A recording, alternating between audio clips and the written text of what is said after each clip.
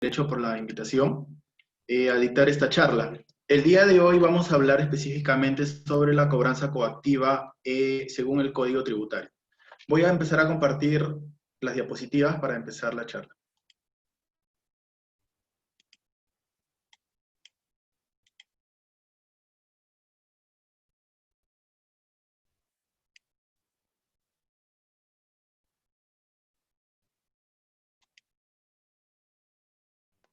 ¿Se logra ver las diapositivas? Sí, doctor. Genial. Bien, como les decía, el tema de hoy es el procedimiento de cobranza coactiva en el Código Tributario. Ahorita voy a explicar por qué hago esta precisión de cobranza coactiva en el Código Tributario.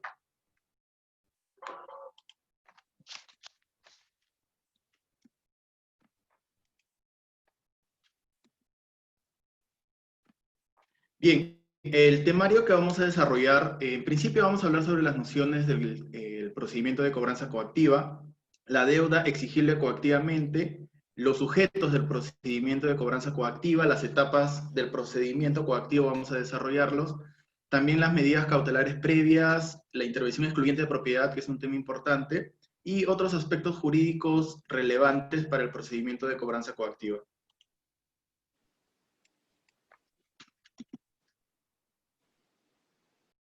Bien, como les decía, ¿por qué hice esta precisión de la cobranza coactiva en el Código Tributario?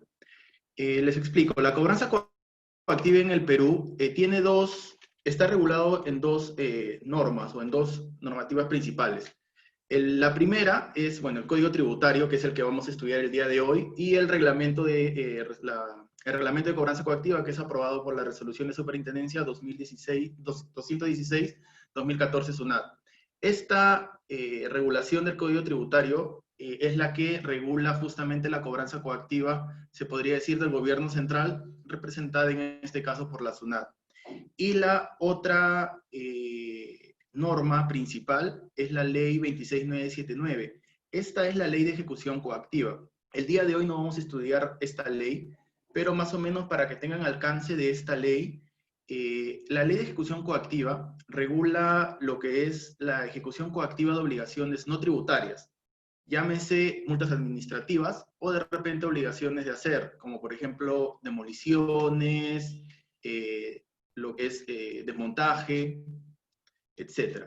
Y lo que son obligaciones tributarias de los gobiernos locales, es decir, los gobiernos locales para poder hacer cobro de ejecución coactiva de las deudas, de los tributos que ellos administran, utilizan la ley 26979. Me imagino que ustedes, más que incluso el Código Tributario o la cobranza coactiva del Código Tributario, más deben haber escuchado de la ley 26979. Por ejemplo, las municipalidades, hubo un tiempo en que contrataron lo que se llamaba los plaqueros, que eran estas personas que apuntaban las placas de los vehículos y si había una medida de embargo, procedían a retener el vehículo. Esa es un procedimiento de cobranza coactiva según la ley 26979. Como le expliqué, el Código Tributario solamente regula la cobranza coactiva para lo que es la administración tributaria del gobierno central, en este caso la SUNAT, y la ley 26979 regula la cobranza coactiva para las demás entidades del Estado.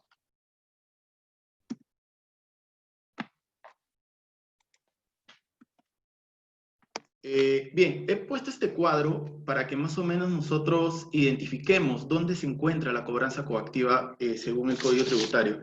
Según el artículo 112, el procedimiento de cobranza coactiva es como los demás procedimientos, el procedimiento de fiscalización, el procedimiento contencioso tributario y el procedimiento no contencioso. Ahora, ustedes, cuando han leído el Código Tributario, de repente las charlas anteriores que han tenido, ¿dónde creen que se encuentra ya identificada esta facultad de la administración tributaria de poder ejercer el cobro de sus deudas de manera coactiva? Si ustedes revisan su código, en el Código Tributario, en el artículo 1, desde ya, cuando nos habla sobre el concepto de obligación tributaria, donde nos dice pues que es una relación entre el sujeto activo, que en este caso es el gobierno central, representado por SUNAT, y el sujeto pasivo, que es el deudor, en este caso el deudor que tiene una creencia. Y ahí nos señala precisamente que el cumplimiento de la obligación tributaria puede ser exigible coactivamente. Y desde ahí nosotros partimos, pues, que la ley nos da esta facultad de ejercer de manera coactiva el cumplimiento de las acreencias.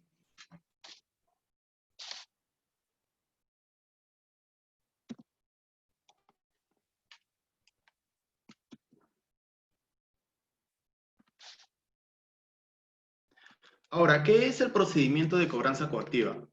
El procedimiento de cobranza coactiva justamente es un conjunto de actos de coerción, de coacción, que tienen como fin llevar a cabo el cobro de la ejecución forzosa de las deudas que tengan exigibilidad, que sean exigibles coactivamente. ¿Y quién va a ejercer esta facultad? Esta facultad va a ser ejercida por el ejecutor coactivo con apoyo del auxiliar coactivo.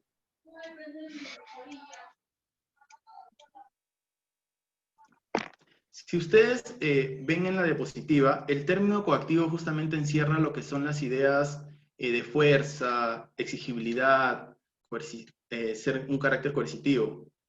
Ahora, esta facultad es propia del Estado justamente para que ellos, sin necesidad de acudir al Poder Judicial, puedan ejecutar de manera directa el cobro de sus deudas pendientes de pago. Y las características principales del procedimiento de ejecución coactiva, la primera es que es de naturaleza administrativa. Como ya lo dije, por cuanto el ejecutor coactivo no pertenece al Poder Judicial, ni mucho menos administra justicia.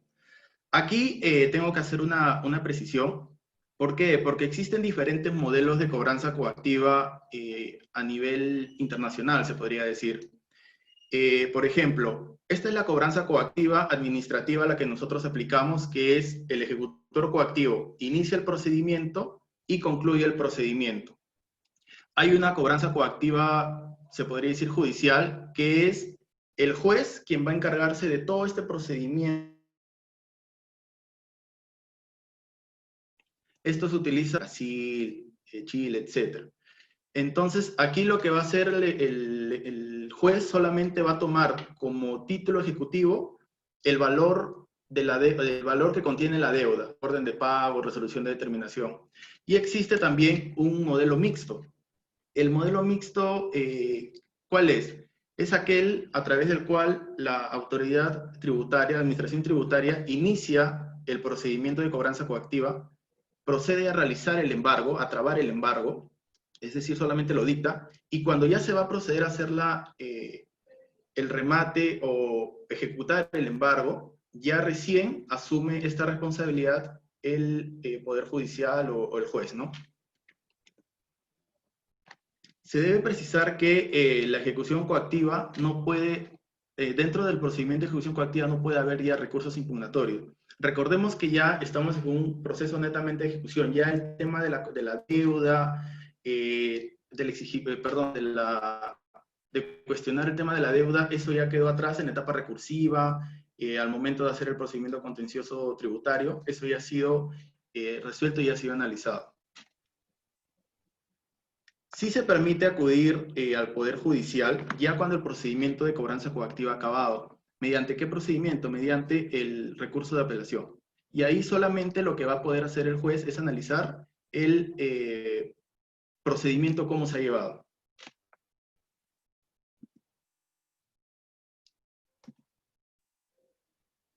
Ahora, ¿por qué el Estado tiene esta facultad de ejercer el cobro de manera directa?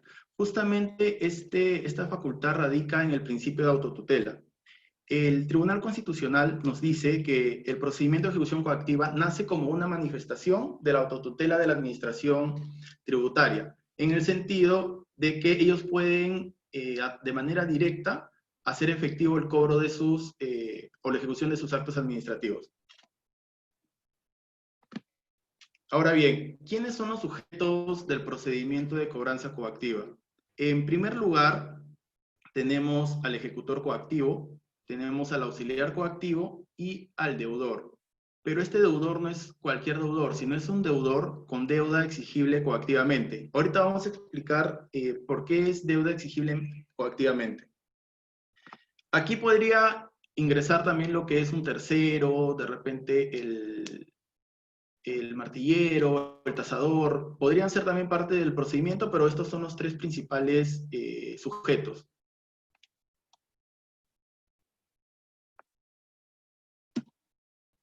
Bien, el ejecutor coactivo, en principio, el ejecutor coactivo tiene que ser abogado, ¿no? Esta persona es la que va, el titular del procedimiento de cobranza coactiva, es el que va a velar por toda la legalidad del procedimiento y está facultado justamente para ejercer estas acciones de coacción.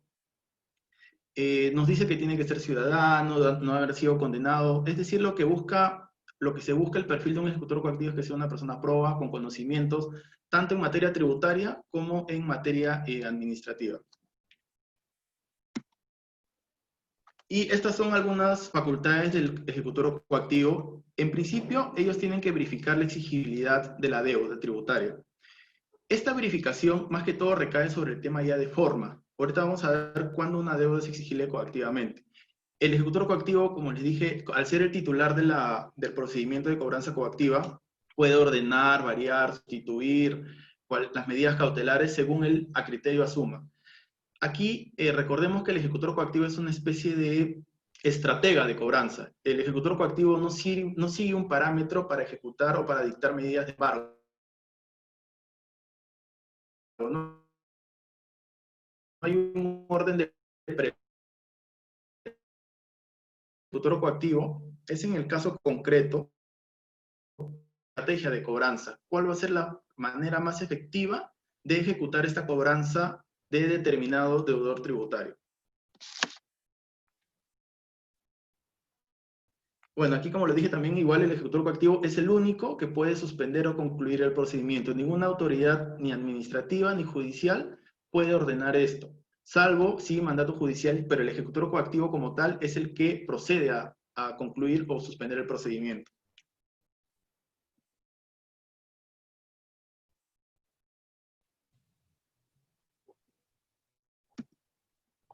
Ahora, el auxiliar coactivo. El auxiliar coactivo no necesita ser abogado, puede tener diferentes estudios en contabilidad, economía, administración, derecho, y también igual es un funcionario de la administración tributaria. Las facultades del auxiliar coactivo van a ser justamente de apoyo al ejecutor coactivo.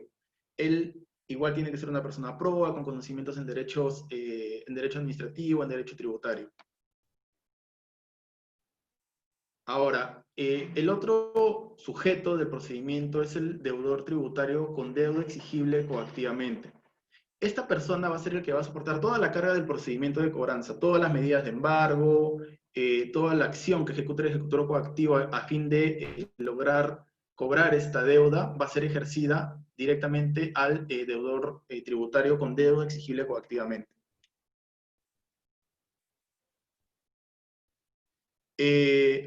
Bien, estas son las etapas del procedimiento coactivo. Yo lo he tratado de esquematizar de esta manera. Primero tenemos lo que es la deuda exigible coactivamente. Luego viene la resolución de ejecución coactiva, medidas cautelares, tasación y remate y conclusión. Ahí yo he puesto en cada una de las etapas, en la parte en medio, paga o no paga. ¿Cuál es la finalidad? Justamente que si es que el administrado se le notifica la resolución de ejecución coactiva y paga, se concluye el procedimiento. No paga al momento que se le dicta, se le notifica la resolución de ejecución coactiva, pero sí, de repente paga al momento que se le traba una medida de embargo, concluye el procedimiento. Y si no, este va a ir continuando de manera escalonada. Vamos a hablar de la deuda exigible coactivamente. La deuda exigible coactivamente se encuentra regulada en el artículo 115. Yo he esquematizado este artículo para que sea más entendible. Y bueno, aquí está. En principio, el valor de cobranza, llámese resolución de determinación, resolución de multa, resolución de pérdida de fraccionamiento, resolución de intendencia que resuelve reclamaciones, o la orden de pago, en principio tienen que estar debidamente notificadas. Es el principal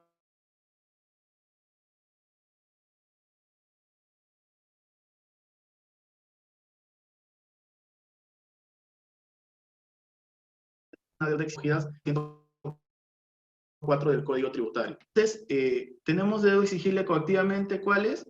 Las no impugnadas dentro de plazo. Las resoluciones de determinación y las resoluciones de multas no reclamadas, y la resolución de pérdida y fraccionamiento. También tenemos la resolución de intendencia que resuelve la reclamación que no ha sido apelada.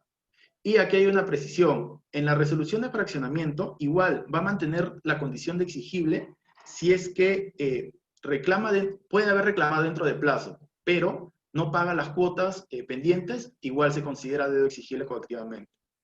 Luego tenemos las impugnadas fuera de plazo.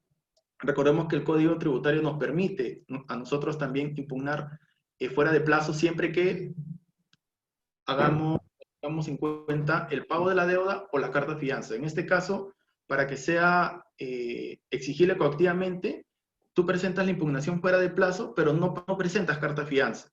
Entonces, igual sigue siendo exigible coactivamente. Tenemos la orden de pago. La orden de pago es exigible coactivamente solamente desde su notificación. No se necesita esperar plazo para que esté presente esa impugnación ni nada, porque recordemos que proviene justamente de las declaraciones del propio administrado. Y tenemos también las resoluciones del Tribunal Fiscal y las costas y costos del procedimiento.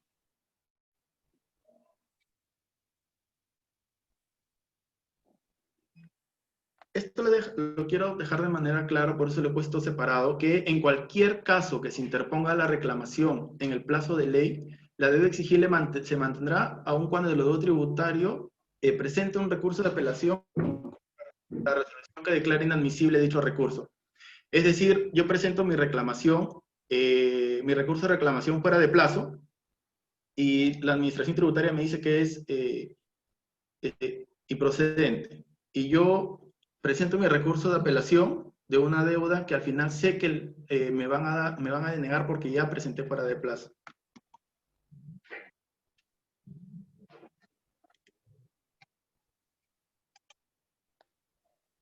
Ahora, ¿quién es el órgano encargado justamente de ver la validez de las notificaciones de los valores y las resoluciones? Ya cuando estos se encuentran en cobranza coactiva, el Tribunal Fiscal. Esto ha sido precisado ya en la resolución del Tribunal Fiscal 1380 del 2006.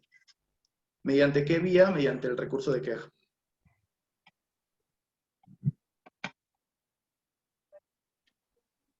Aquí vamos a hacer una actividad y me gustaría que me contesten a través del chat. Una actividad, lo leo. Al contribuyente Pata S.A., el 30 de septiembre del 2020, se le notifica la resolución directoral 777 y el 10 de octubre del 2020, o sea, ahí nomás a los 10 días, se le notifica la resolución de ejecución coactiva sobre justamente la deuda contenida en la resolución determinación 777. La pregunta es, ¿este procedimiento ha sido iniciado válidamente? ¿Qué creen ustedes?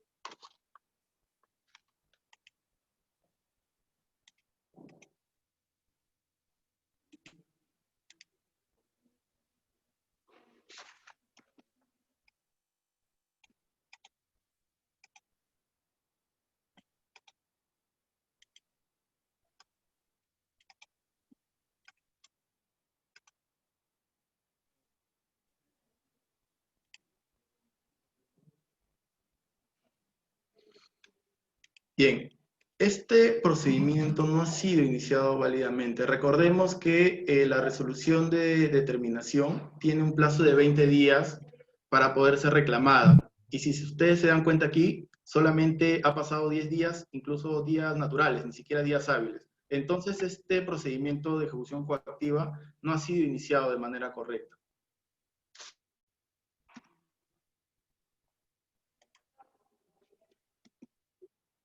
Aquí tenemos otro ejemplo.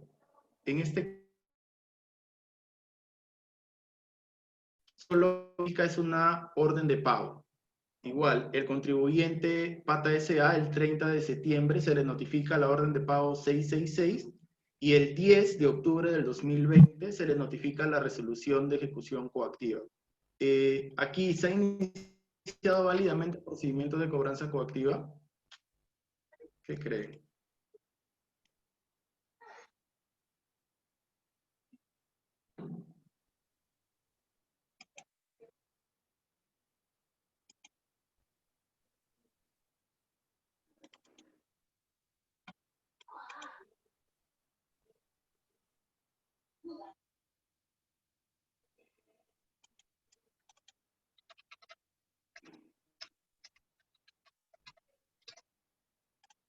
Chicos, veo que están haciendo preguntas. A ver, aquí me preguntan...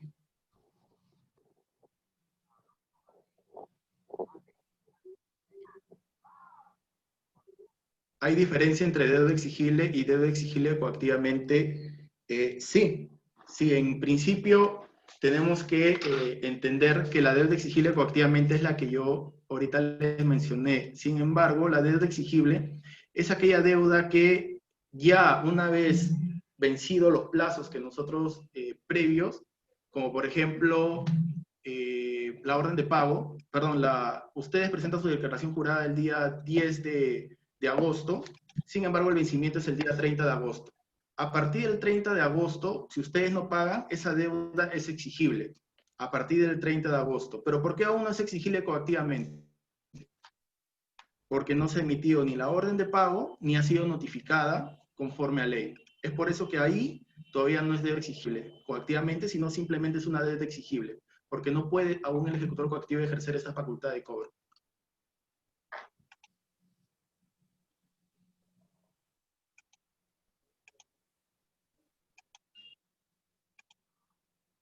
Sí, efectivamente, la orden de pago aquí no necesita esperar el plazo y entonces este procedimiento sí estaría bien iniciado. Bien, continuemos.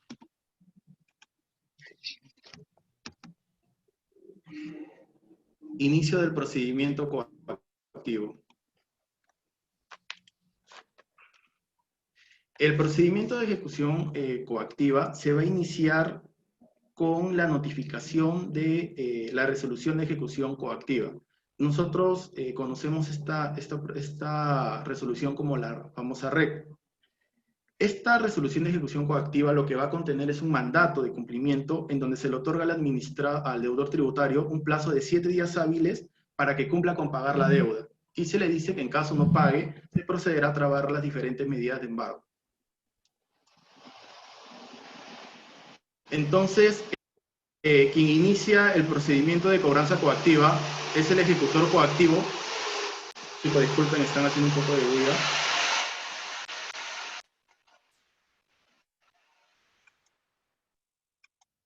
¿Se me logra escuchar?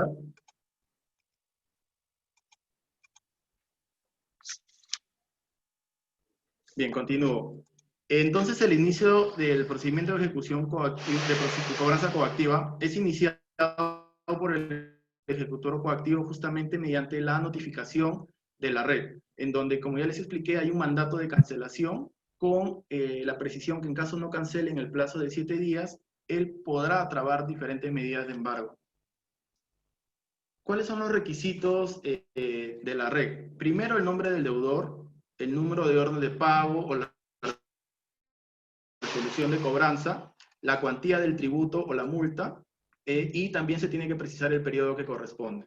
Aquí yo les he puesto un modelo de resolución de ejecución coactiva emitida por la SUNAT, y justamente ahí, si ustedes se dan cuenta, cumple con los requisitos que se señaló anteriormente. Tiene el nombre del obligado, tiene el tipo de tributo, tiene el periodo tributario que se ha incumplido, y tiene también lo que es el monto de la deuda, tanto de interés moratorio, compensatorio.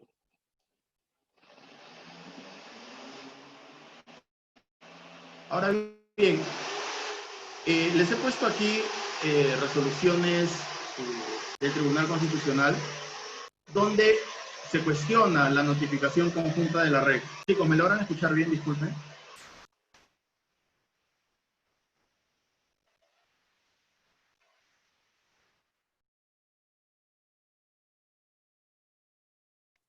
Disculpen, pero bueno, los vecinos están haciendo un poco de bulla. Bien, les decía que le estoy poniendo ahí unas resoluciones que cuestionan justamente la notificación conjunta de la red con la orden de pago.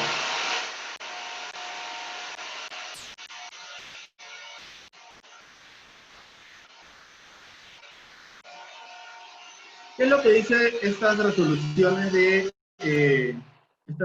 Tribunal Constitucional? En principio ellos cuestionan de que se notifique de manera conjunta estas resoluciones, tanto la resolución de ejecución coactiva como la orden de pago, porque se dice que se está vulnerando el debido procedimiento.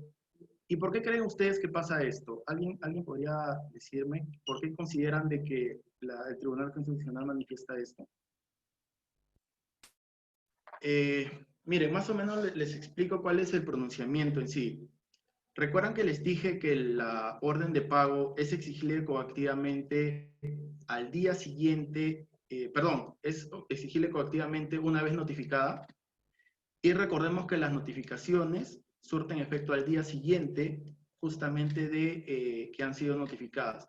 Y al notificar nosotros la orden de pago conjuntamente con la REC, no estamos notificando una deuda exigible coactivamente. Sí estamos notificando una deuda exigible, como ya les dije, porque aún no había sido notificada. Entonces, justamente esta es una de las cosas que cuestiona el Tribunal Constitucional, ¿no?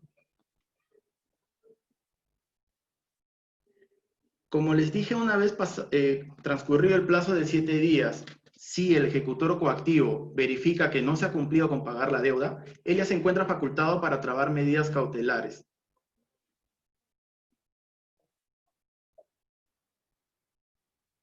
Ahora, hay que recordar que las medidas cautelares, cuando se dictan, hay un tema aquí, que justamente la finalidad o la forma de que se cumpla con esta medida cautelar, de que tenga una finalidad y de que cause alguna, que se pueda dar con que...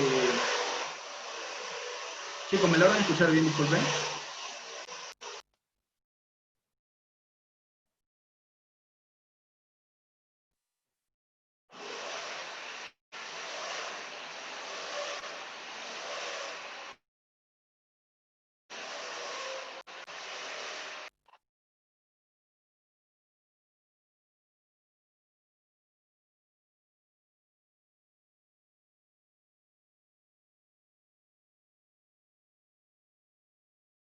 Sí se le escucha. Se escucha mucha bulla, ¿verdad? Bueno, disculpen. Como les decía, para que esta medida cautelar pueda surtir efectos, hay un principio que es el principio justamente de sorpresa. ¿Qué sucede aquí? Que cuando se dicta alguna medida de embargo, el ejecutor coactivo no notifica al deudor tributario. ¿Por qué? Porque justamente si nosotros notificamos o ponemos en comunicación una medida cautelar, no sé, de repente embargo en forma de retención, lo que puede hacer el deudor tributario es retirar su dinero o de repente esconder sus bienes, etc. Es por eso que nosotros aquí no se le notifica la medida de embargo. Sí se le notifica al tercero para que proceda a retener, al banco se le notifica, y estas notificaciones, específicamente en el tema de medidas cautelares, surten efecto el mismo día de su notificación. Así lo regula el artículo 106 del Código Tributario. ¿Y por qué? Porque igual, imagínense de repente que el tercero al que se le está ordenando retenga es un conocido del deudor. Le puede comunicar y decirle, ¿sabes qué? Llévate esto porque igual esto va a ser exigible o esto recién tiene validez a partir de mañana. Entonces, por eso el artículo tiene esta precisión, ¿no? Decirte, ni bien, tercero, yo te comunico que retengas un bien, tienes que proceder a hacerlo de manera inmediata.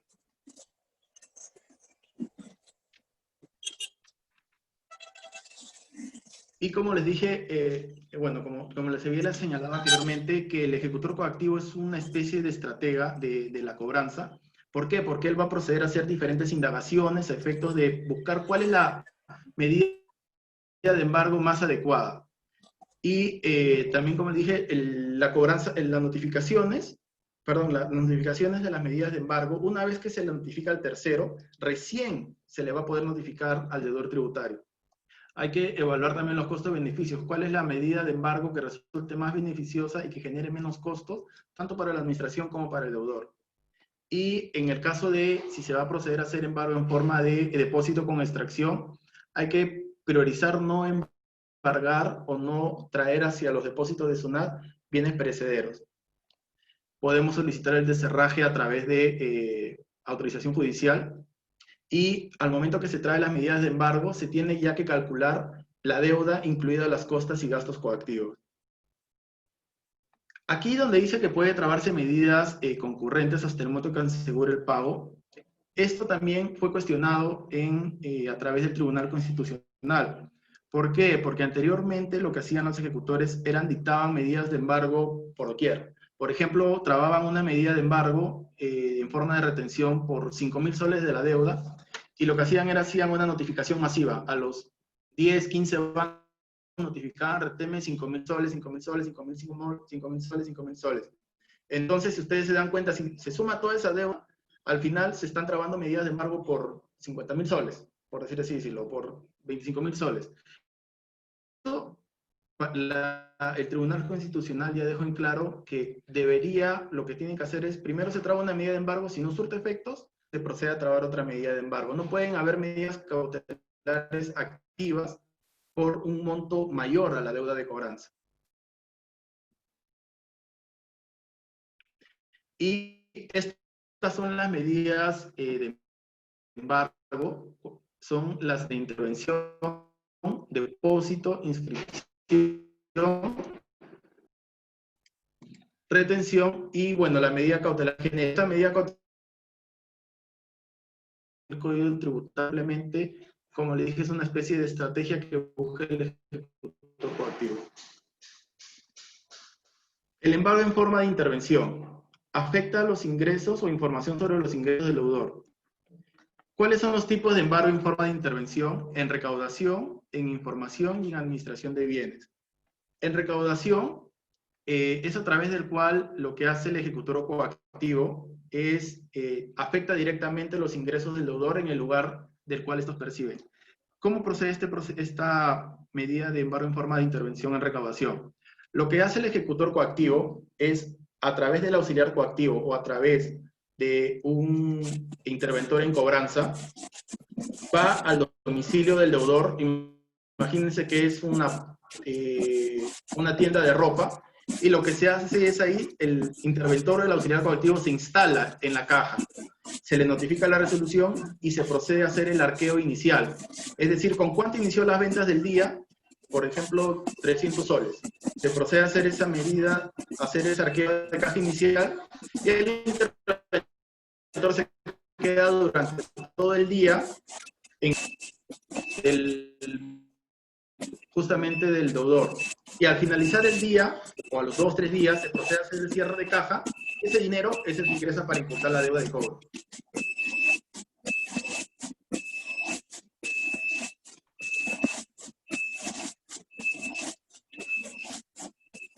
El embargo en forma de intervención. Este embargo en forma de intervención va a servir como insumo para las demás medidas de embargo. Lo que se hace aquí es, se nombra igual un interventor que va a proceder a hacer investigación, va a proceder a solicitarle al deudor cierta información sobre su movimiento, sobre su actividad económica, etc. Ahora, aquí hay que dejar en claro que no se puede recabar información relacionada a los procesos productivos, conocimientos tecnológicos o similares, lo que nosotros conocemos como el know-how.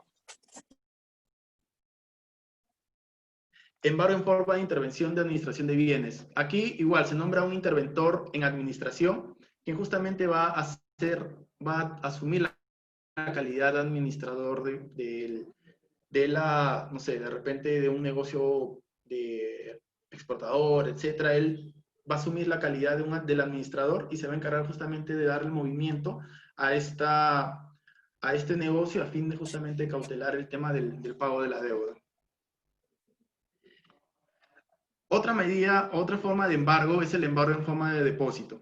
El embargo en forma de depósito se va a trabar sobre bienes muebles y sobre bienes inmuebles no inscritos de la propiedad del deudor tributario. Hay dos formas, el embargo de depósito con extracción y el embargo de depósito sin extracción. ¿Cómo es el embargo de depósito con extracción? Se emite la resolución coactiva y se va al domicilio. Cualquier domicilio, puede ser el domicilio incluso de un tercero. Al final estas medidas se llevan a cabo en el domicilio donde se encuentren los bienes del deudor. Puede ser, como les digo, hasta el domicilio de un tercero. Se procede a hacer el inventario de los bienes. Una vez que se procede a hacer el inventario de los bienes, se le nombra, se retira del lugar del domicilio, se retira los bienes y se llevan al depósito de SUNAT. Ahí en los depósitos de SUNAT se le nombra como depositario al encargado de los almacenes de SUNAT. Y el embargo en forma de depósito sin extracción es que no se va a retirar los bienes. Lo que va a hacer ahí el ejecutor coactivo es igual, hace su inventario de bienes y nombra como depositario, puede nombrar como depositario al deudor o a un tercero. ¿Para qué? Para que ellos a partir de ese momento pues, custodien estos bienes. Y bueno, estas son unas reglas generales aplicables para el tema de depósitos. Como les dije, se puede llevar en cualquier domicilio fiscal o establecimiento anexo, incluso hasta en los establecimientos terceros.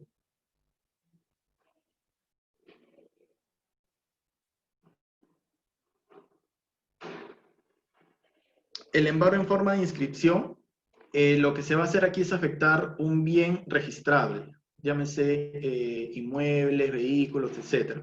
Lo que se va a hacer acá, se va a inscribir el gravamen en la partida correspondiente. Ojo, que esta inscripción no es que a partir de ese momento el ejecutor coactivo o en este caso la SUNAT es ya el titular o el propietario de este bien. No, solamente se va a hacer inscripción de un gravamen. Recordemos que recién estamos en una etapa de donde se está trabando las medidas de embargo. Aún todavía no hay un procedimiento de tasación, de remate. No, solamente se está trabando las medidas de embargo. Y tenemos el más usado por las administraciones tributarias a nivel nacional, que es el embargo en forma de retención. ¿Por qué? Justamente por el tema de que es más económico y es más rápido. Hay, como la SUNAT ya ha hecho diferentes convenios con diferentes instituciones bancarias o financieras, en donde se permite dictar o trabar esta medida de embargo de manera electrónica. Es decir, SUNAT, el ejecutivo o el auxiliar desde su computadora puede trabar embargo y notifica inmediatamente a los bancos y ellos proceden a hacer el embargo. Ojo, que por un tema de reserva bancaria, el ejecutor coactivo no puede tener conocimiento del deudor dónde tiene su deuda, ¿no? su cuenta bancaria. Es, como les digo, es una especie de estrategia y el ejecutor coactivo puede decir, ya, normalmente este rubro tienen no sé, sus cuentas las tienen en el Interbank. Notificamos a Interbank a ver qué nos dice. Si no hay resultado, procede a notificar a otros bancos. Y también está la retención de terceros, que es como les dije, puede ser de repente un acreedor, ¿no? Yo le compré, yo le vendí un producto, no sé, a mi amigo que tiene una tienda y él me iba a pagar a mí. Me tenía que pagar, yo le di un crédito de 30 días, me tenía que devolver pagar. Sin embargo, la SUNAT se entera justamente de esta transacción y le dice al tercero, oye, tú no le pagues a tu amigo, esa plata me la tienes que entregar a mí.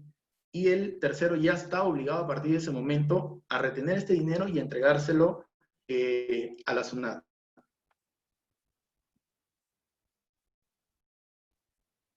Y como les dije, también había un tema de medida cautelar genérica. Aquí no hay ninguna regulación respecto de la medida cautelar. El ejecutor coactivo, con su experiencia, con su conocimiento, puede buscar cuál sería la medida cautelar genérica más adecuada para el cumplimiento de la cobranza. Yo aquí he puesto como ejemplo la medida cautelar genérica contra la restitución de derechos arancelarios, que es el TAD.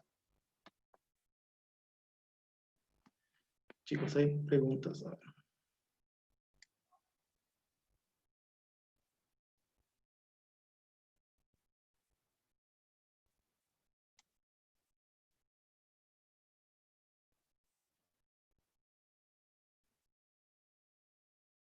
No, sigamos entonces. Ahora, ¿cuáles son los bienes no inembargables? Estos bienes no inembargables nosotros tenemos que acudir al artículo 648 del Código Procesal Civil y ahí están detallados los bienes no embargables. Los bienes inembargables, perdón.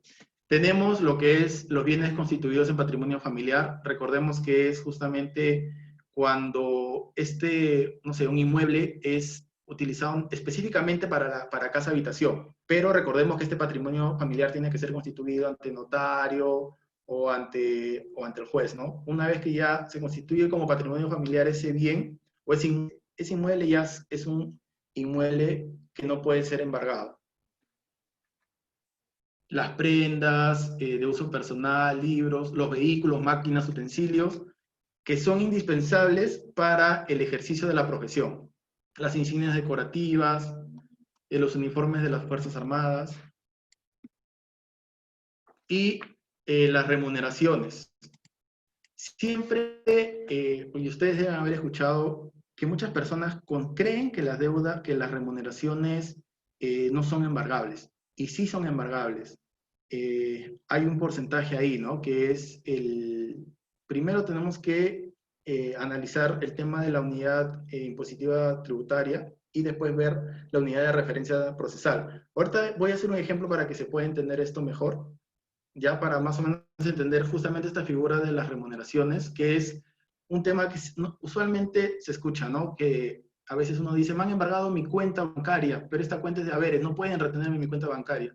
Sí se puede retener cuentas bancarias, sí se puede embargar, pero hay un porcentaje que debe, un exceso que nosotros podemos embargar.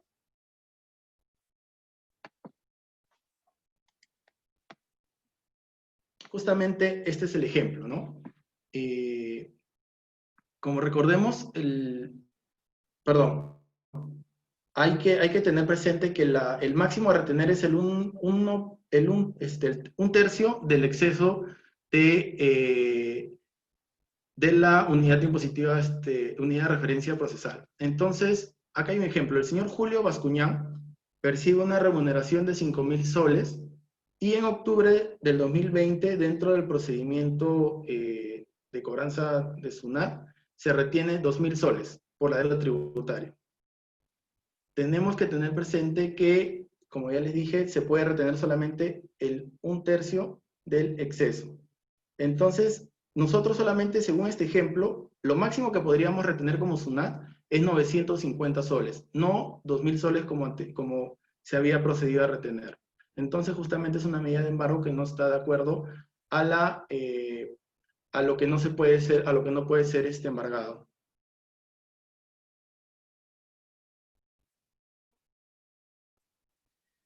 Aquí he puesto este decreto de urgencia 056-2020. Es un decreto dictado que se emitió este año. Aquí lo que hace el Estado a través del Ejecutivo es justamente dicta este decreto de urgencia porque por motivos del tema del COVID se empezaron a efectuar diferentes liberalidades del gobierno, no sé, pues el otorgamiento de reactiva, los bonos, el descuento o la liberación de la AFP, todas esas cuentas se empezaron a liberar. Entonces, si este monto hubiera sido ingresado de repente a una deuda, a una cuenta común, podría haber sido materia de embargo. Sin embargo, lo que hace el Ejecutivo es, dice, ¿sabes qué? Aquí yo te dicto el carácter de intangible. No pueden ser materia de retención, de embargo, ninguna de estas cuentas o ninguno de estos montos que están contenidas en estas cuentas intangibles. Entonces, esta también ya constituye una deuda que no es embargable. Y aquí les he puesto también sentencia del Tribunal Constitucional, justamente donde se regula lo que les dije anteriormente, que anteriormente lo que hacían los ejecutores coactivos era trabar diferentes medidas de embargo, sin importar el monto de la deuda. ¿Por qué? Por un tema simplemente de estrategia, dictaban medidas de embargo de retención, de depósito, dictaban medidas de embargo a diferentes instituciones financieras, sin solamente diciendo retén 5.000 soles o retén, inscribe 5.000 soles, etc. No había como que un análisis de que se estaba excediendo el monto del embargo. Y justamente esto el Tribunal Constitucional también dijo, oye, ¿sabes qué? Tienes que adecuar tu cobranza, tienes que buscar de que se cumpla o que se respete los derechos fundamentales del contribuyente. Baja tu monto, adecúa tu cobranza. Y aquí lo voy a leer de manera textual, justamente lo que dice el Tribunal Constitucional, y dice que no es razonable que se mantenga el embargo en forma de retención todas las cuentas bancarias del deudor por la misma suma deudada.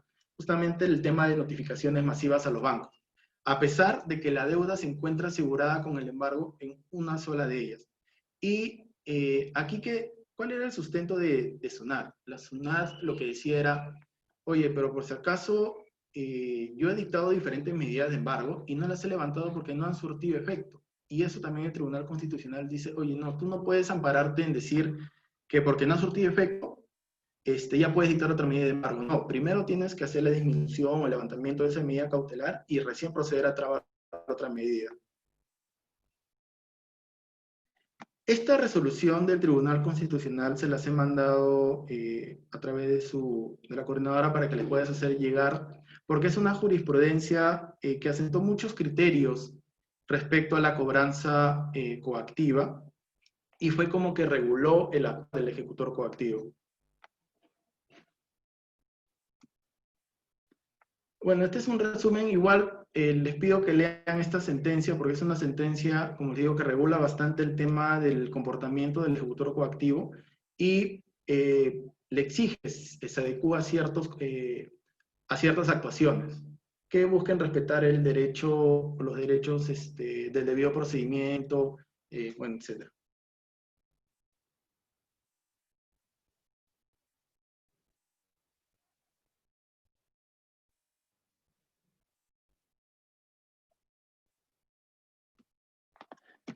Ahora, ya llegamos a la etapa de tasación y remate.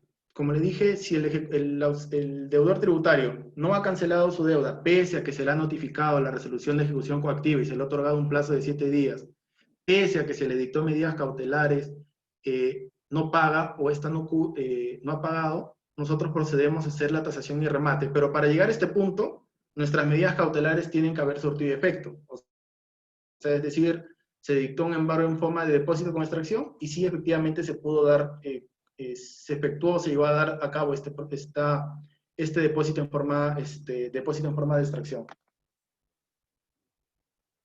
Y más o menos esta es la línea de un procedimiento de tasación, que primero se inicia la tasación, luego el remate y luego la adjudicación. Tenemos que primero, para hacer la tasación, evaluar qué bien es el que se va a proceder a hacer la tasación. Si es un bien que se encuentra en poder de un tercero, si es un bien que se encuentra en los almacenes de SUNAT, si es un bien que está inscrito en registros públicos. Entonces, para proceder a hacer la tasación, lo que hace el ejecutor coactivo es designa un perito que pertenece a la administración tributaria. Ahora, la otra manera es que haya un acuerdo entre el ejecutor coactivo y el deudor tributario y llegar a un acuerdo sobre el monto del bien.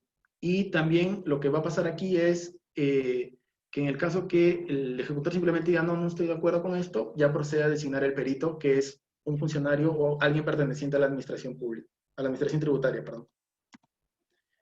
Este es un esquema básico de lo que es un procedimiento de tasación. Como les dije, el ejecutor coactivo lo que va a hacer aquí es, mediante la resolución coactiva respectiva, va a designar un perito. Al momento que designe un perito, va a notificarle y este va a elaborar un informe de tasación. En este informe de tasación, cuando se le va a poner en comunicación, se le va a poner en conocimiento del deudor, y el deudor tributario puede hacer observaciones. Tanto el deudor tributario como el ejecutor pueden hacer observaciones. Y entonces se devuelve el informe de tasación al perito. Y el perito lo que va a hacer es o ratifica su informe o rectifica de repente algo que se le pasó, lo puede rectificar. Una vez que hace esto, devuelve el informe al ejecutor coactivo y el ejecutor coactivo lo que va a hacer ahí es aprobar la tasación. ¿Mediante qué? Mediante resolución de ejecución, mediante resolución coactiva. Una vez que aprueba la tasación, ya va a estar expedito para emitir la resolución de convocatoria a remate, que es el siguiente paso. ¿Qué es el remate? Es el acto a través del cual se vende de manera pública la subasta de bienes o bienes muebles o bienes inmuebles, previamente embargados y tienen que haber sido tasados. Este es un esquema también igual de un remate. En principio, al momento que el tasador emite ese informe, pone un precio base, ¿no? El precio base, no sé, pues 10.000 o 20.000. Y sobre ese precio base, en el primer remate, lo que se va a hacer es empezar la puja o va a empezar desde las 2/3 partes del valor. Si son, no sé, pues 9.000, se podría decir 6.000 soles, ¿no?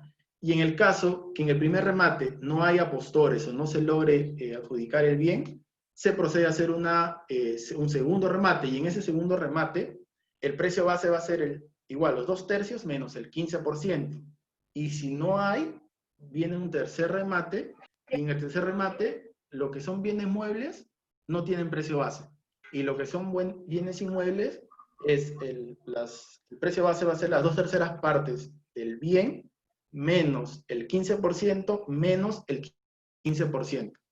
Aquí hay un ejemplo para que esto sea más entendible.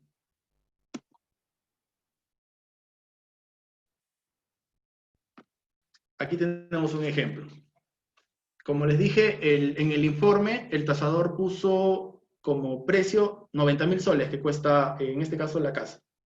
Entonces, en el primer remate, el precio base va a ser las 2/3 partes.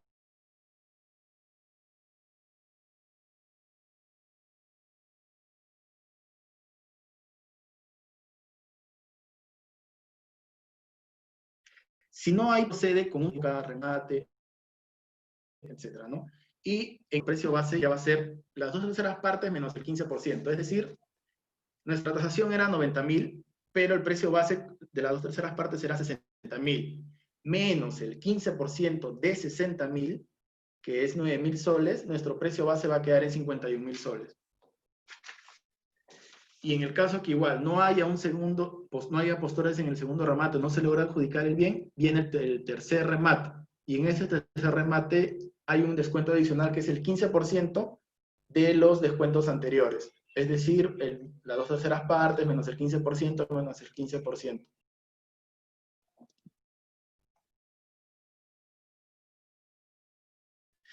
Aquí hay que, más o menos el procedimiento de tasación es igual, ¿no?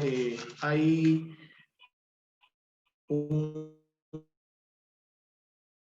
martillo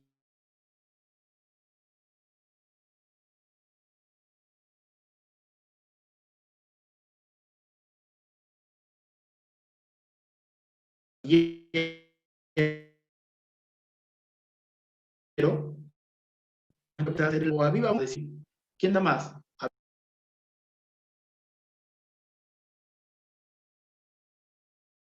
Que previamente al remate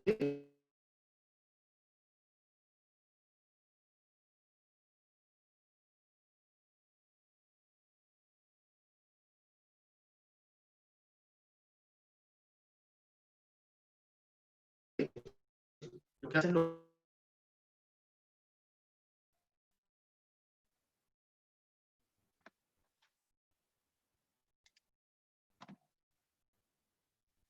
chicos, entonces en el chat.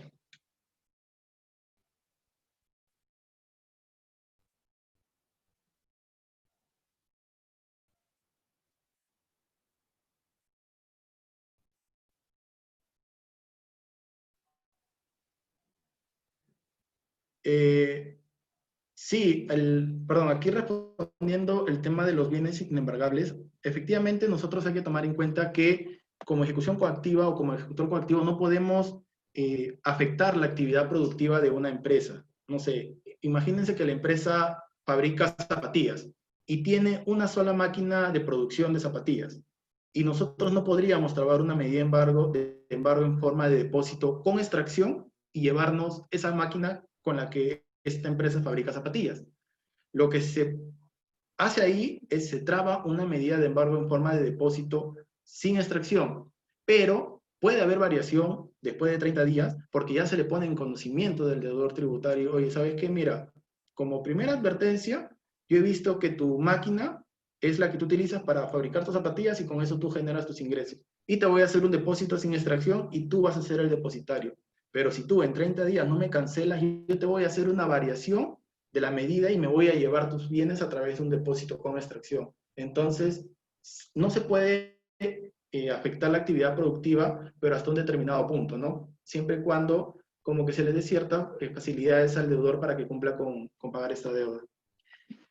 Y bueno, ya continuando con el procedimiento de tasación y remate, una vez que se ha logrado adjudicar el bien, hay un plazo para hacer el retiro. Si es en forma de depósito, los bienes se encuentran en los almacenes, de 4 días para que pueda retirar y pagar la totalidad de su propuesta.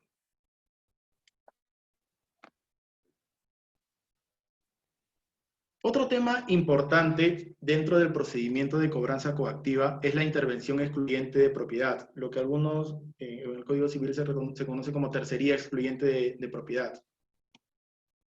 ¿En qué consiste esta intervención excluyente de propiedad? Es a través del cual un tercero, ajeno al procedimiento coactivo, se presenta ante el ejecutor coactivo y le dice: ejecutor coactivo, yo soy el propietario del bien que tú has embargado, no tu deudor, yo no conozco a tu deudor, o simplemente yo en su momento le compré al deudor ese bien. El ejecutor coactivo va a decir: bien, está bien, vamos a verificar si lo que me estás diciendo es cierto, porque no solamente va a creer en la palabra del tercero, va a proceder a analizar qué cosas, la documentación del tercero. Y estas documentaciones son justamente estas de aquí, los documentos que pueden ser públicos a través de escrituras públicas, inscripción en registros, o documentos privados de fecha cierta, llámese contratos, con firma legalizada, etc. Ahora, ¿ustedes qué creen? Si, por ejemplo, yo tercero le digo: ¿sabes qué? Yo soy el propietario del bien que tú has embargado, pero el embargo de octubre,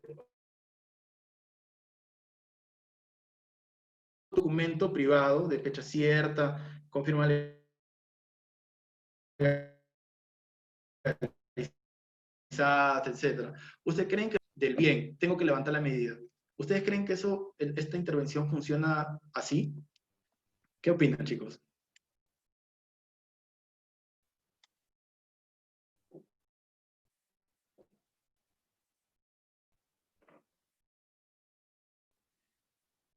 Respondiendo a qué aspectos debe tener en cuenta un ciudadano a pie, actualmente se están haciendo embargos, como les digo, de manera a través de por internet. Para tener acceso, hay una página o un vínculo, bueno, exactamente no lo recuerdo, pero lo único es buscar en Google embargos o remates SUNAT, y ahí se va a identificar y les van a decir cuáles son las bases para ser postor. Pero en principio es igual, hay que pagar un porcentaje que luego va a ser devuelto en caso no se adjudique o no se les adjudique el bien.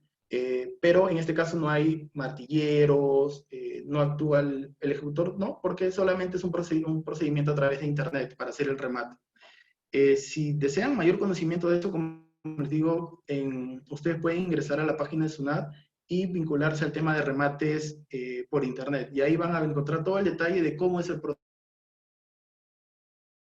Era esa, ¿no? Que estuvo saliendo varios comunicados en donde se decía: SUNAT está adjudicando bienes de manera directa, sin hacer ningún embargo, sin hacer ningún remate, pueden inscribirse. Obviamente, páginas falsas, ¿no? Ya les expliqué cuál es la verdadera forma de adjudicarse un bien, ¿no? Hay que entrar a un remate y hay que competir con otros postores, ¿no? O sea, no es que la SUNAT te diga a ti, oye, Juan, por si acaso va a haber un remate y te lo estoy dando a ti. No. Ah, y ojo, también, hay que hacer una precisión ahí, que no pueden ser postores del remate, en principio, el ejecutor coactivo, los funcionarios,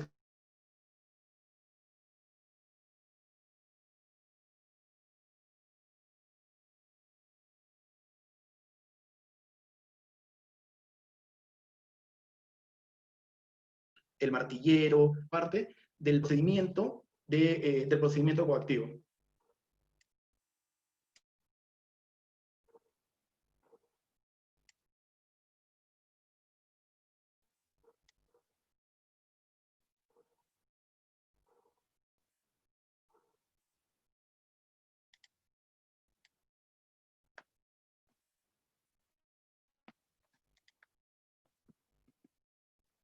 Bien, lo que les estaba diciendo en este caso es de que este documento de fecha cierta tiene que ser un documento con fecha anterior a la medida de embargo. Obviamente, el ejecutor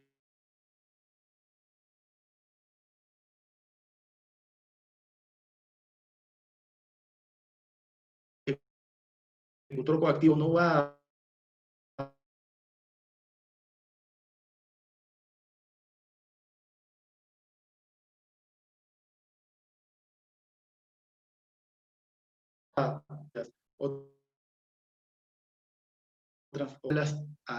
a la medida de embargo. Este es un procedimiento igual esquematizado de la intervención excluyente de propiedad. Voy a explicarlo para que se pueda entender mejor. Primero, se dicta la medida de embargo. Ojo que el escrito se puede presentar en cualquier momento hasta antes de la etapa del remate. Entonces, se procede a trabar la medida de embargo sobre un vehículo. Lo que hace aquí el tercero presenta su escrito de intervención excluyente de propiedad y le dice al ejecutor coactivo, ojo, yo soy propietario de ese bien. Lo que va a hacer el ejecutor coactivo es emitir una resolución coactiva donde ponga en conocimiento del deudor tributario este escrito del tercero y le va a decir, deudor, hay un tercero que dice que es propietario. Aclárame, ¿es esto verdad o no es verdad? Él tiene 5 días para responder. Si en 5 días no responde o responde, lo que hace el ejecutor coactivo es analiza si corresponde o no corresponde. Si dice, ¿sabes qué? No, acabo de ver que ese documento no es de fecha cierta. Eso tú, ahí no hay ni firma, tu firma no corresponde, no sé, ni siquiera está legalizado por notario, es un documento simple.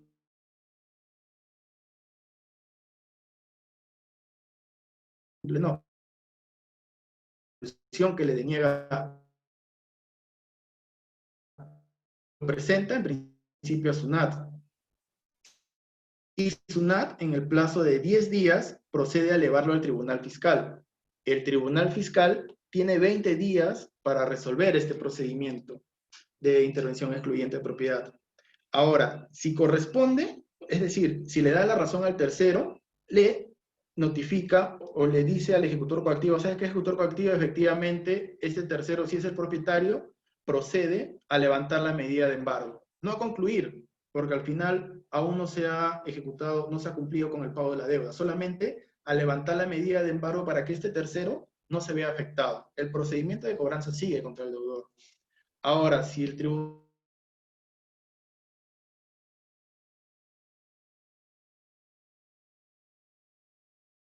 no logras acreditar la propiedad, ¿cómo va el procedimiento de cobranza coactiva?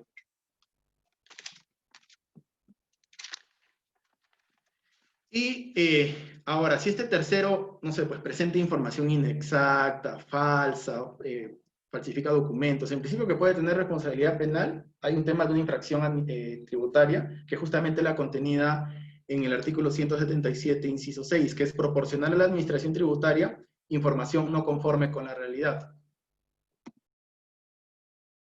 Y la última etapa del procedimiento es la conclusión. He puesto en el título suspensión porque hay diferentes momentos que incluso puede ser desde la emisión de la resolución coactiva que se puede suspender el procedimiento. Ahorita vamos a decir cuáles son esos requisitos para que se pueda suspender. Y el otro, y es la conclusión, efectivamente cuando ya se ha dado cumplimiento a la cobranza, cuando hay alguna otra condición que sea necesario concluir el procedimiento, porque así lo exige justamente el Código Tributario. Como le dije anteriormente, el ejecutor coactivo es el titular del procedimiento de cobranza coactiva. Entonces, ninguna autoridad, ni administrativa, ni política, ni judicial, podrá suspender el procedimiento o concluirlo. ¿Qué va a pasar aquí? Como le dije, si hay algún acto que amerite la conclusión, lo que va a hacer es el órgano, no sé, pues, judicial va a comunicarle al ejecutor coactivo que proceda a concluir el procedimiento, a suspenderlo, mas no ellos van a poder de manera directa suspender un procedimiento. ¿Cuáles son las causales de suspensión del procedimiento? La primera es cuando se presente o se inicie un proceso constitucional de amparo y si hubiese dictado una medida cautelar que ordene la suspensión de cobranza. Esto conforme el Código Procesal Constitucional. O cuando una norma con una ley o una norma con rango de ley lo disponga de manera expresa. Y también de manera excepcional puede ser cuando se inicia el procedimiento contra una orden de pago y esta orden de pago es reclamada, pero recordemos que cuando se presenta este reclamo contra la orden de pago no suspende el inicio del procedimiento de cobranza porque la deuda exigible de la orden de pago es el mismo día el día siguiente que se notifica, pero el ejecutor coactivo tiene como que ciertas sospechas que esta deuda contenida en la orden de pago podría ser improcedente, podría estar mal aplicado. Ejemplo, no sé, pues justo se notifica la orden de pago, pero paralelamente hay una presentación de una declaración ratificatoria justamente de esta orden de pago. Entonces el ejecutor coactivo como que al tener cierta sospecha dice, mejor suspendo porque si trago una medida de embargo, procede al remate y se te aprueba tu ratificatoria, revertir todo lo que yo he actuado hasta ese momento va a ser más difícil que mejor esperar un momento que se analice el tema de tus declaraciones ratificatorias. Como les dije, una causal de suspensión es cuando la ley o norma de rango de ley lo disponga. Aquí he puesto el decreto legislativo 1487, que es justamente el decreto legislativo que establece un régimen de aplazamiento y fraccionamiento de deudas tributarias. Este régimen salió este año y es a raíz justamente de la situación actual que se encuentran. Entonces, para darle facilidades a los contribuyentes, se emitió este decreto legislativo con muchas facilidades para los deudores. Y entre una de esas condiciones, cuando tú te acoges, o sea, cuando tú basta con la sola presentación, es que suspende la cobranza coactiva. Y así lo dice el artículo 13. Se suspende la cobranza coactiva de la deuda tributaria materia de solicitud desde el mismo día de presentación de la solicitud hasta la fecha en que se emite la resolución. Ojo, si se aprueba la resolución, ya se concluye. Si no se aprueba la resolución, continúa el procedimiento. Recordemos que en un acogimiento de fraccionamiento común, no va a suspender la cobranza coactiva, la sola presentación no. La única forma de que el fraccionamiento sea válido es cuando ya haya sido aprobado mediante resolución de intendencia. Ahí se puede concluir el procedimiento. Antes no, ni siquiera suspende el procedimiento de cobranza coactiva. En cambio, este decreto legislativo 1487 sí lo dice de manera clara, entonces es una norma que lo está disponiendo así. Entonces, acogería o se aplicaría este supuesto de suspensión que establece el Código Tributario. ¿Cuáles son las causales de conclusión? Ya aquí es ya cuando ya el procedimiento ya concluye, ya el ejecutor coactivo simplemente dicta, se podría decir, la resolución final. Es cuando el ejecutor coactivo, cuando se haya presentado oportunamente reclamación o apelación contra la resolución de determinación, contra la resolución de multa, que contenga la deuda tributaria puesta en cobranza. Es decir, le pasaron al ejecutor coactivo una deuda que no era exigible, y el ejecutor coactivo, si bien tenía que verificar, no sé, se le pasó, no analizó esa parte, entonces tiene que concluir el procedimiento porque esta deuda aún no es exigible coactivamente. O cuando la deuda también haya quedado extinguida por cualquiera de los medios señalados en el artículo 27, compensación, consolidación, condonación, pago, etc. Cuando se declare la prescripción de la deuda puesta en cobranza. Cuando la acción se siga contra persona distinta, o cuando exista resolución concediendo aplazamiento y fraccionamiento. Aquí, como les dije, esta era la única, en un fraccionamiento común, o sea, el que ha sido antes de esta norma, la única manera de concluir o de que un fraccionamiento, una solicitud afecte al procedimiento de cobranza es cuando ya se hubiera aprobado.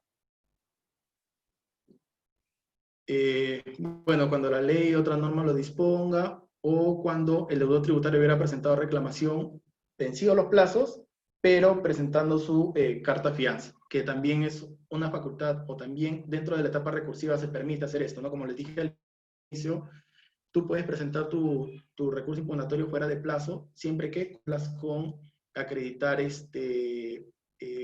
haber presentado una carta fianza.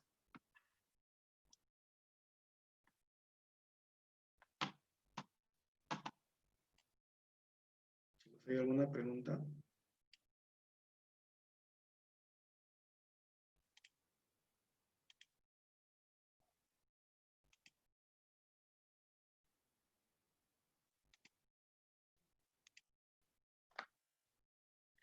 Medidas cautelares previas. ¿Qué son las medidas cautelares previas? Justamente como su nombre lo dice, son las medidas cautelares que se dictan antes de que se inicie el procedimiento de cobranza coactiva.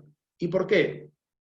Porque dentro de un procedimiento de fiscalización, el fiscalizador detecta que hay algo sospechoso con este contribuyente, no sé, esconde información, presenta información falsa. Es un contribuyente que tiene muchas probabilidades que si llega a un procedimiento de cobranza, haga hasta lo imposible por no cumplir con su pago.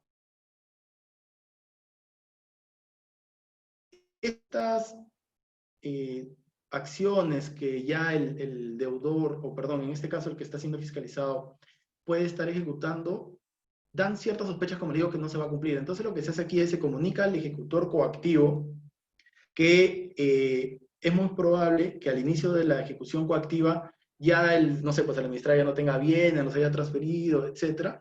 Entonces le dice, ¿sabes qué, ejecutor coactivo? Te recomiendo que analices esta situación. El ejecutor coactivo efectivamente va a analizar la situación, va a ver si corresponde o no el dictado, la adopción de una medida cautelar previa y procede a trabarla. ¿Qué medidas cautelares previas puede dictar? Justamente la que habíamos dicho, una medida cautelar en forma de retención, de depósito con extracción, etc. Y estos son los plazos que mantienen la vigencia las medidas cautelares previas. Esto, bueno, lo pueden revisar para que tengan más conocimiento. No voy a entrar a profundizar este tema, pero sí, las medidas cautelares previas tienen un plazo de vigencia.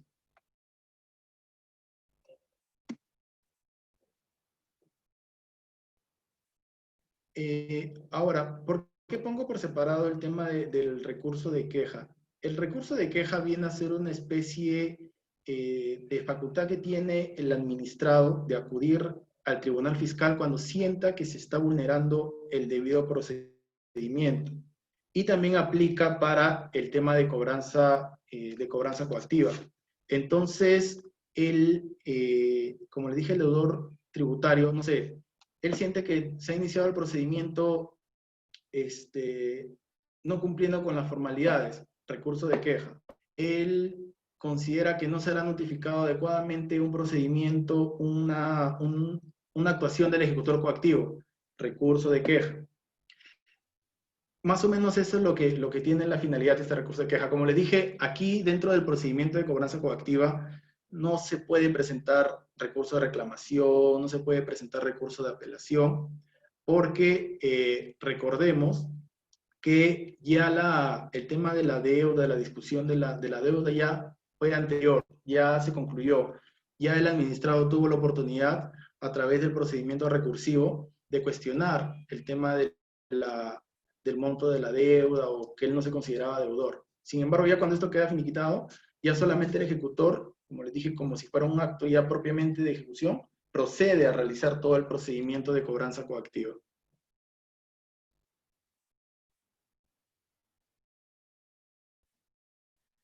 Aquí hay una RTF del 2006 que señala que procede que el Tribunal Fiscal, en vía de queja, se pronuncie sobre la prescripción de la acción de la Administración Tributaria, para determinar justamente que la Administración Tributaria ya no puede exigir el pago.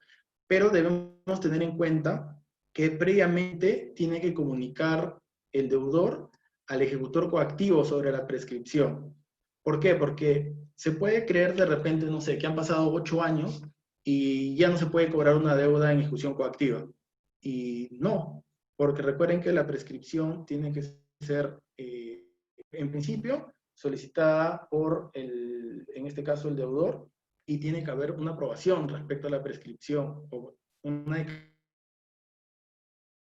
Y si no, la cobranza va a durar 5, 6, 7 años, siempre y cuando haya acciones interruptorias de la prescripción. Dentro del procedimiento de cobranza coactiva, cualquier actuación del ejecutor coactivo que se ponga en comunicación del deudor interrumpe la prescripción, es decir, se empieza a contabilizar otra vez los 4 años. Entonces, cualquier actuación que realice el ejecutor coactivo puede ser interruptorio para el tema de la prescripción. Entonces, cuando a veces se cree o se escucha por ahí que dicen, deja que pase el tiempo, esa deuda va a prescribir, normal, en 4 años ya finiquita, no le hagas caso, ¿no? O sea, si te traban en embargo, si tú no tienes bien, déjalo ahí. No, hay que tener en cuenta que el procedimiento de cobranza puede continuar si la deuda no ha sido declarada como prescrita.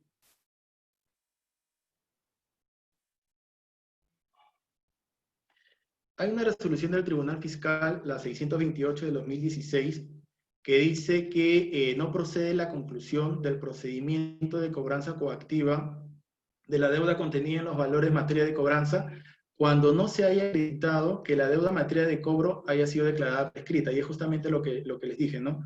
Que un administrado un deudor puede decir, oye, pero esa deuda ya está prescrita, Tribunal Fiscal, ¿por qué me siguen cobrando? ¿Y qué es lo que le va a decir el Tribunal Fiscal? Tú nunca la has puesto en conocimiento del ejecutor coactivo que consideras que tu deuda está prescrita. Entonces, ¿cómo el ejecutor coactivo puede concluir un procedimiento? Si la única manera que concluye el ejecutor en procedimiento es que la deuda haya sido declarada prescrita. Chicos, ¿hasta ahí alguna duda, alguna pregunta? Ah, sí.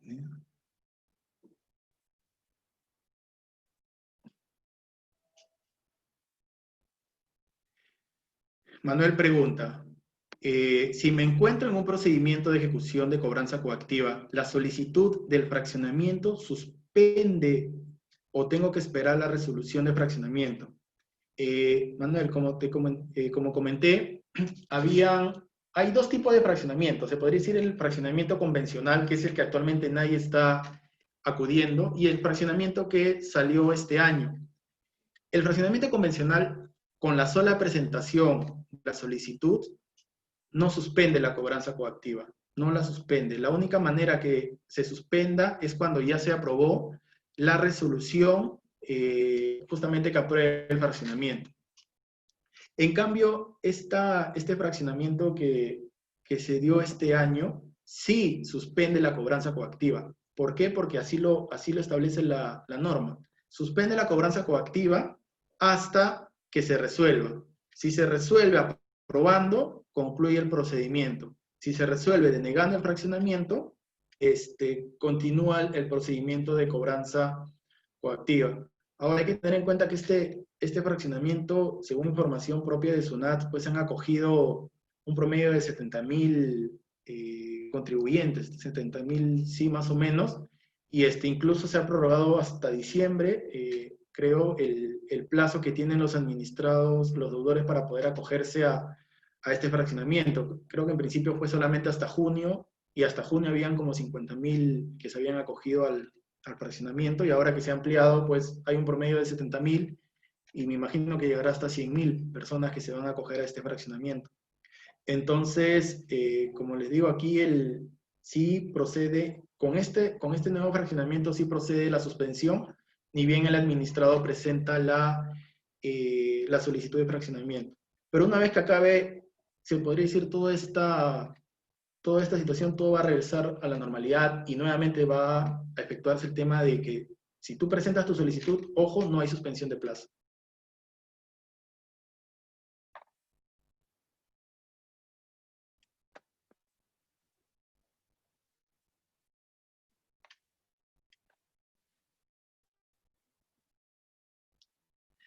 Y como les dije, una vez que concluye el procedimiento de cobranza coactiva, recién el deudor tributario, dentro de los 20 días de notificada la resolución coactiva final, recién en ese momento él puede presentar su recurso de apelación. ¿Ante quién? Ante la Sala Civil de la Corte Superior.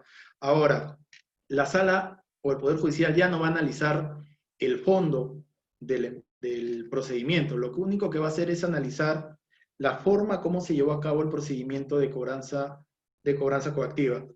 Y aquí hay una gran diferencia entre este procedimiento de cobranza coactiva y el procedimiento de ejecución coactiva que les indiqué al inicio de la ley 26979, la que es utilizada por casi todas las instituciones públicas.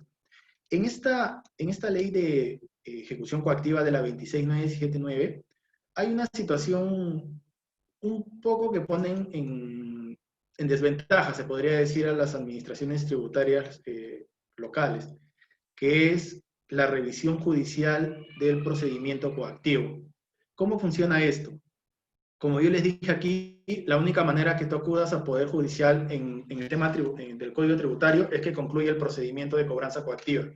En cambio, en el tema de los gobiernos locales no funciona de esta manera. Me notifican la resolución coactiva, me traban la medida de embargo, porque es requisito previo que se trabe la medida de embargo, y yo, administrado, acudo al Poder Judicial diciendo cualquier cosa. Cualquier cosa, me voy al Poder Judicial y digo, ¿sabes qué? El Poder Judicial, presento demanda de revisión judicial. Revise el procedimiento, cómo se está llevando a cabo. ¿Y cuál es lo que digo que hay cierta desventaja de la administración pública local, de la administración tributaria local? Que basta con la sola presentación de la demanda para que el ejecutor coactivo levante o suspenda, en este caso, mediante suspensión temporal, que es como lo llama la ley 26979, suspende el procedimiento de cobranza coactiva. ¿Me explico? Yo, deudor tributario, voy al poder Judicial, a la mesa de partes, presento mi demanda contenciosa de revisión judicial, me sellan mi demanda de revisión judicial, con este escrito sellado, hago mi escrito al ejecutor coactivo, a la municipalidad, y le digo, ejecutor coactivo, levántame la medida o suspéndeme el procedimiento porque hay una revisión judicial. El ejecutor coactivo tiene que pronunciarse dentro de los 8 días. No le queda otra cosa más que levantar la medida, suspender el procedimiento de cobranza y levantar la medida de embargo.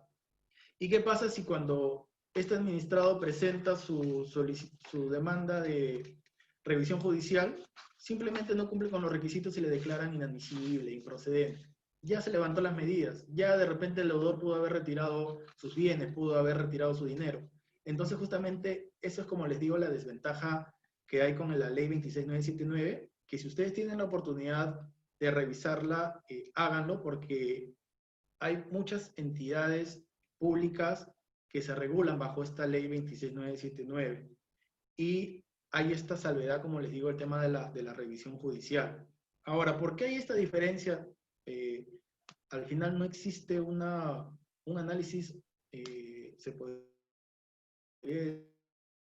decir, técnico o objetivo que nos haga analizar por qué motivo existen dos tipos de cobranza coactiva si ambas son administraciones tributarias, ¿no? ¿Por qué tú, legislador, a mí como, o por qué tú, legislador, a la SUNAT, representando al gobierno central, le permites hacer un procedimiento como lo que está en el Código Tributario?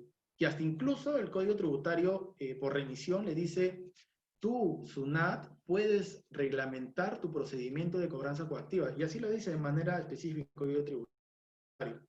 Obviamente, pues, este reglamento no va a poder exceder las facultades o las condiciones que están en el procedimiento de cobranza coactiva, perdón, del Código Tributario.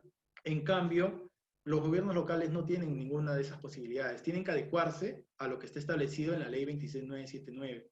Entonces, esta ley, como les digo, es un poco, tiene menos condiciones que permitan a un ejecutor de los gobiernos locales poder cumplir con esta finalidad de cobranza. ¿Por qué?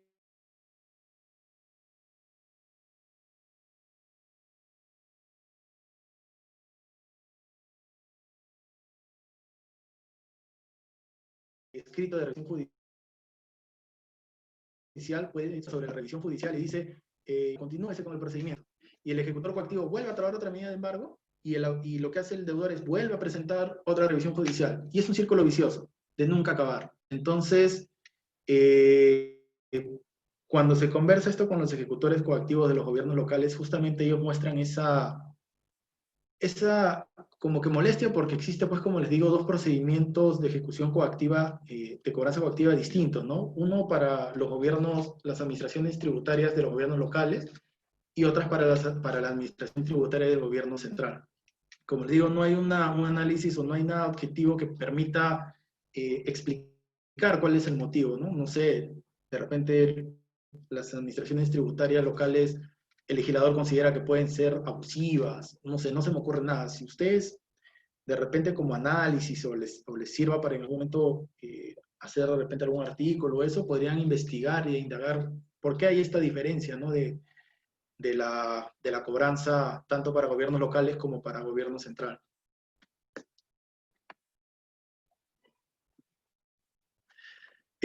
Bueno, señores, eso es todo respecto a la exposición del día de hoy. Bueno, como queda un poco de tiempo, pensé que no me iba a alcanzar el tiempo, les quería comentar que hace más o menos 4 meses la SUNAT emitió un informe, que es el informe 031-2020, en donde se pregunta sobre el plazo, si procede la interrupción de la cobranza justamente por el tema de los decretos de urgencia que dictó el Ejecutivo respecto a la suspensión de plazos. ¿Y cuál es lo irónico de este informe que emite SUNAT? Lo que se estaba cuestionando aquí era si el ejecutor coactivo o se podía continuar con el procedimiento de ejecución coactiva. Entonces, ¿por qué? Porque se había emitido 2 decretos de urgencia que suspendían el plazo. El primero decía que se suspendía a partir del 16 de marzo, creo que era por el silencio, positivo o negativo. Y el otro decreto de urgencia, no recuerdo los números, creo que decía que era a partir del 20 de marzo. Entonces la discusión debería versar sobre estos 2 decretos de urgencia, ¿no? O el 16 o el 20 de marzo. Pero la SUNAT, en su informe, va más allá. Y lo que dice es que para ellos la suspensión se aplica desde el decreto supremo que declara el estado de emergencia nacional. ¿Y por qué dice esto? Porque ellos dicen de que en este decreto supremo que declara el estado de emergencia nacional se restringe las posibilidades de realizar actividades que no sean actividades indispensables, ¿no? Bancos, abastecimiento, farmacia, etc. Entonces ellos dicen, yo como SUNAT no podía ejercer no podía ejercer a partir de la declaración de este decreto supremo mis acciones de cobranza.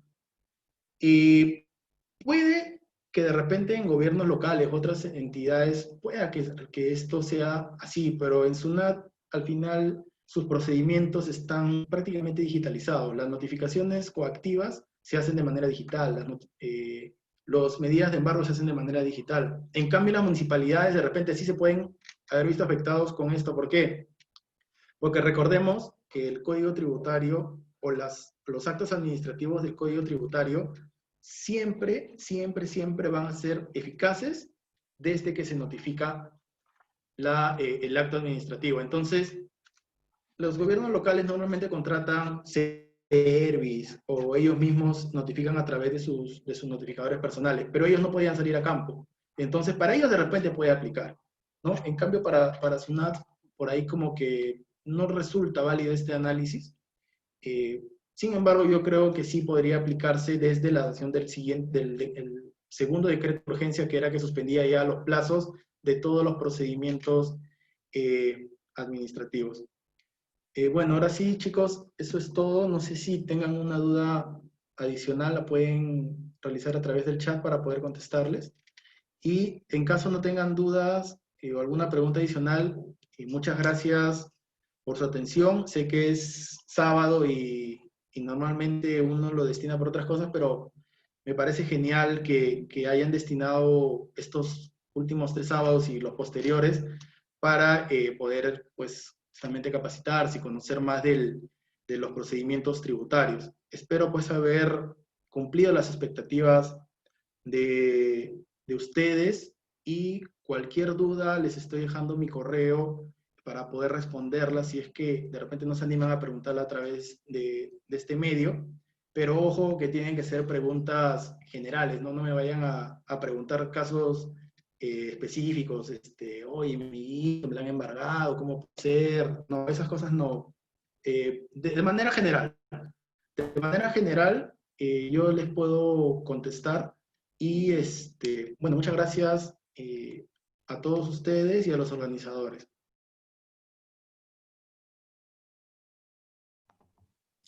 Bien, doctor, gracias por la ponencia, agradecerle su participación, indicarle en este caso a los alumnos que en el transcurso del día se le va a estar compartiendo los materiales que en este caso ha otorgado el mismo ponente y también los enlaces de los videos de las clases, tanto de la de ayer como la de hoy. Y se le compartirá también algún detalle porque están preguntando acerca de otros materiales, creo, en el grupo, ¿ya? Cualquier consulta, en todo caso, directamente en el grupo, ¿ya? Para poderle proporcionar la información. Gracias nuevamente, doctor, y eso sería todo. Con eso culminamos. Gracias, que tengan un buen día y cuídense bastante, chicos.